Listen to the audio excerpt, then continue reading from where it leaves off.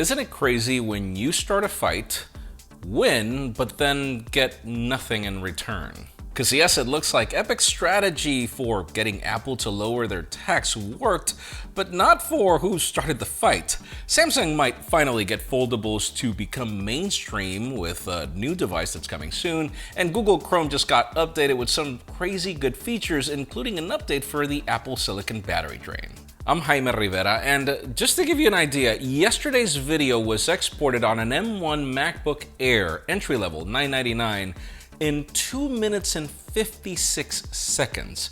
For context, we tried exporting that same exact video on the $5,000 16-inch MacBook Pro, and it was exported in 2 minutes and a half. So what can I say? Apple, I want my $5,000 back. This is Pocketnow Daily.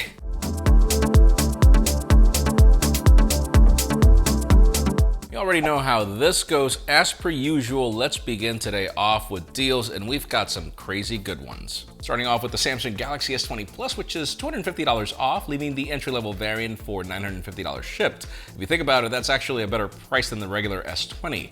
The Galaxy Note 10 Plus is $250 off, leaving the 256GB of storage variant for $850.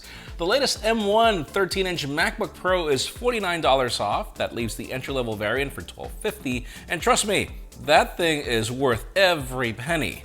We also have discounts on Logitech peripherals like the case of the G903 gaming mouse, which is $22 off, leaving it at $128 shipped. And finally, the Galaxy S10 Lite is $145 off, leaving it at $500 shipped. We've got more deals on other Logitech products, Samsung gaming monitors, and more in the description.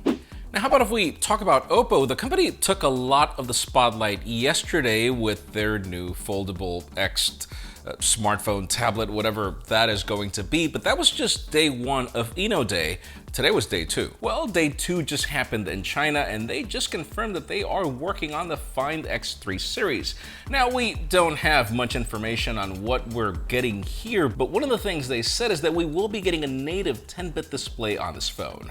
OPPO says that their R&D teams are preparing new algorithms in areas like distortion correction, multi-frame noise reduction, and extreme super resolution. It will support digital overlap HDR mode and a ton of other stuff that's just too hard to pronounce. Check out the link in the description if you want more technical details. I am not going to bore you. I'm just going to tell you this. I think the OPPO Find X2 Pro has probably my favorite display of 2020, and it has a lot to do with that 5 million to 1 contrast ratio that is unique. So if the company wants to go beyond that, we're not going to complain. Now, how about if we talk about Google in two segments, starting the first one with their live stream today where they showed us their updates to Google Pay. Basically, it delivers a complete redesign.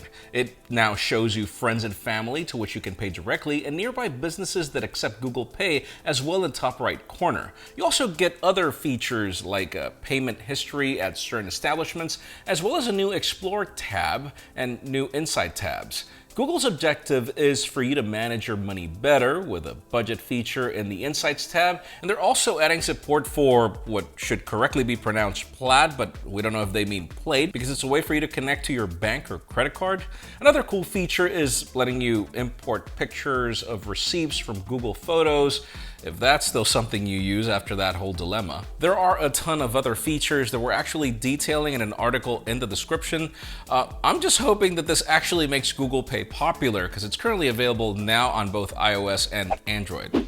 Now, how about if we continue talking Google, but this time let's discuss one of our most favorite necessary evils that they've ever built, their Google Chrome browser, as well, it got updated today, and the changes are all welcomed. Yesterday they announced version 87, which is currently rolling out, and it gives Chrome its biggest boost in performance in years.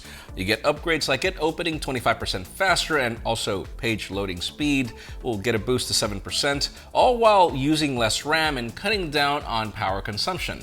They're also adding other things like a tab search, action buttons for better productivity, and more.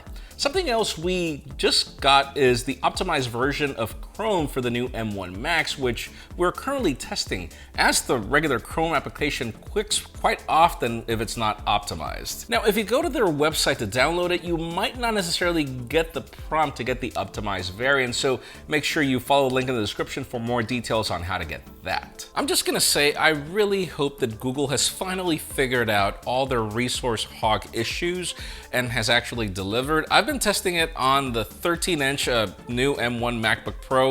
So far, so good. It still is the app that drains the battery the most, but I'm still at 80% battery after the whole afternoon of using it, so I'm not gonna call it bad either.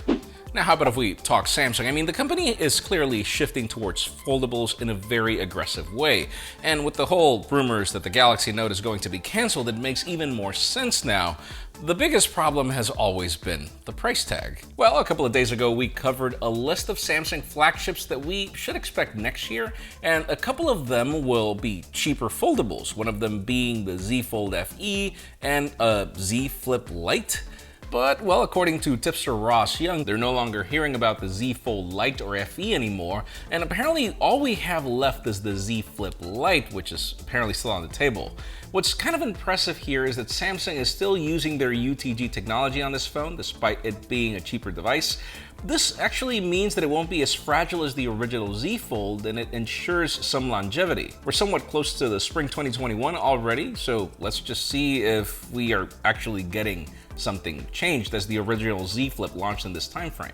The thing about it is, again, I know that a lot of people are interested in foldables, but you care about two things. One is the price, and two is, will they survive? We have proven that they will, but would you want a Z Fold Lite? Let us know in the comments. And finally, the hottest news today, or probably the most interesting one, has to do with the band section, which I'm still waiting for Diego to create some sort of art for it. Regardless, let's focus on Apple and the whole mess that happened earlier this year. If you remember, the whole Apple versus Epic Games situation started because of Apple's infamous 30% tax, which has always existed, which Epic Games wanted to waive for their customers to pay the actual value of their cosmetics. Well, you already know how that went, but it seems that Apple is doing something for smaller developers through their new Small Businesses program. Cupertino just announced that they are lowering their commission to just 15%, but it's strictly for developers that earned $1 million or less in the previous calendar year. Apple mentions that this will benefit the vast majority of developers that sell digital goods and other services on the App Store, with this new business program launching on January 1st, 2021. They also said how small businesses are the backbone of the global economy and the beating heart of innovation and opportunity in communities around the world. Now, for developers that surpass the 1 million threshold, they will still be getting that 30% commission, but if somehow they manage to fall below the 1 million mark by the end of the year, they will be able to apply for the 15% program. So yes, it looks like Epic Games won, but the problem is they're still banned. So what did they win? They won nothing. They won for other developers to get more fair treatment, I guess, but that's about it. Let us know in the comments down below. Number one, what do you think about the fact that Epic Games remains banned? And two, what do you think about this new 15%? Do you think it's fair or not? Because in my case, I definitely think it is, particularly in this economy. But leave us a comment down below. We'd love to know your opinion. Friends, again, if you want to get the news earlier, follow us on Pocketnow.com and subscribe to our channel for more videos like this one. Also, follow us on social media as our extended coverage happens on Instagram. And follow me on my personal handles to see me ask Apple for a refund after the return period. Please give this video a thumbs up if you like what you saw. I'm Jaime Rivera. Thanks so much for watching. We'll see you tomorrow.